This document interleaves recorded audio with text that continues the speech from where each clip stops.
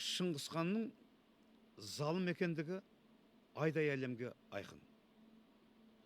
Шыңғысхан 700 қаланы, 900 қаланы қиратқан, оның 26-сы Қазақстанда.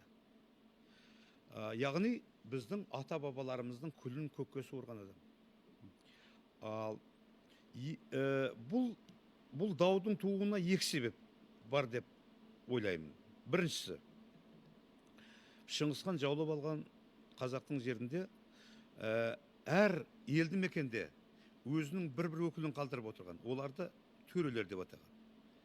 Екіншісі, олардың қызметшілерін қалдырып отырған. Оларды төлеңгіттер деп атаған. Бірақ олар моңғолдар. Бірте-бірте сол моңғолдар өзінің тілін, салт санасын, дәстүрін ұмытып, қазақ болып кетті. Қазақтан қыз алып. Бірақ олардың ішінен біздің ұлтымыздың игілігіне қызмет еткен адамдар көп. Біз оларға әрдайым үлкен құрметпен қараймыз. Жалпы сол кейін қазақ хандығының басында тұрған адамдардың ішінде де біздің ұлтымыздың игілігіне қызмет еткен адамдар көп. Ұлттың табанына кірген шөңге маңдайыма кірсін деген адамдар болды.